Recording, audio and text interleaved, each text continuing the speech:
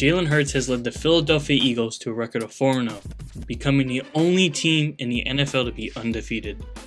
In those 4 games, Hurts has recorded 1,120 yards, making him 5th in the league in passing, along with 8 total touchdowns, 4 being from the air, and the other 4 on the ground, while only having 2 turnovers. However, what's keeping me from ranking Jalen Hurts for being higher on my list is the teams he's played so far. With only 4 games played so far this season, the Eagles have only played against the Detroit Lions, Minnesota Vikings, Washington Commanders, and most recently, the Jacksonville Jaguars. With the lack of competition, besides the 3-1 Minnesota Vikings, it's hard to evaluate Jalen Hurts as the Eagles have one of the easiest schedules in the NFL.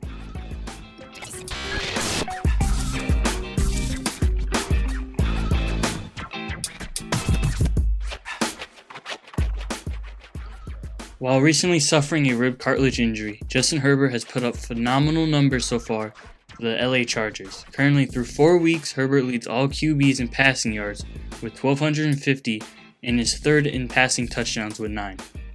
Not to mention, Herbert is also missing his number 1 wide receiver in Keenan Allen and losing 2 of his best offensive linemen, second-year left tackle Rashawn Slater and newly signed center Corey Linsley.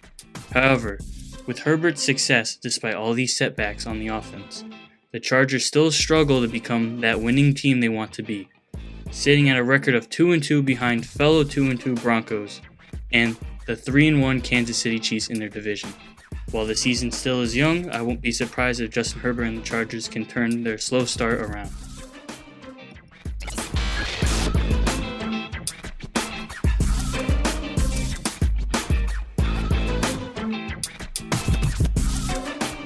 With former MVP Lamar Jackson seeking a huge contract from the Baltimore Ravens, it's not a surprise that he's playing out of his mind. While lacking in passing yards with 893, Jackson makes up for it with scoring and rushing. He's currently tied for 2nd place with the most 100-yard rushing games with 2, and has the most total touchdowns scored out of any player this season so far, with 13, which is something 27 other NFL teams haven't accomplished yet. Despite Jackson leading all players in scoring, the Ravens as a team are sitting at 2-2 in the AFC North, tied for 1st place with the Cleveland Browns and Cincinnati Bengals, being very inconsistent as they can't find back-to-back wins for success. While playing at an elite level, it won't be surprising if Jackson comes up with his 2nd MVP.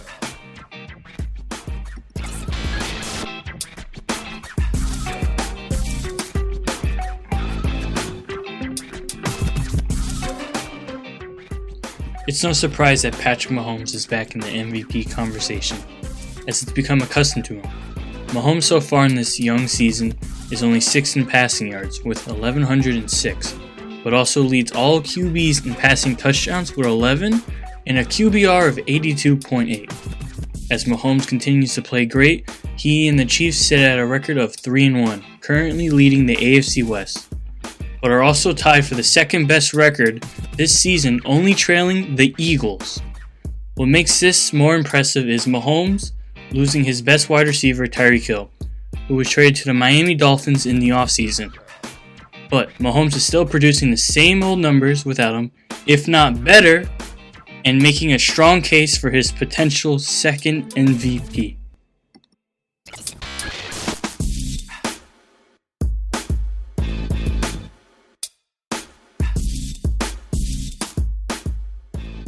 Finally, my current frontrunner for NFL MVP is Josh Allen.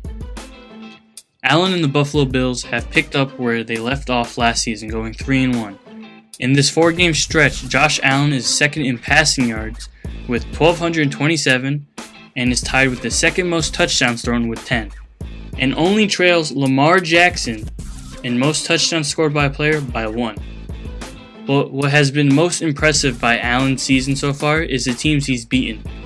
Allen and the Bills defeated the defending Super Bowl champions LA Rams dominantly, then proceeded to beat down last season's number 1 AFC seeded team in the Tennessee Titans, and most recently defeated Lamar Jackson's Ravens in Baltimore while trailing 10 at halftime. Allen's next couple of games consist of the Chiefs and Green Bay Packers, who have current back-to-back reigning MVP Aaron Rodgers. At this current rate of Josh Allen, it wouldn't be surprising if he continues to dominate this season and take home his first career MVP.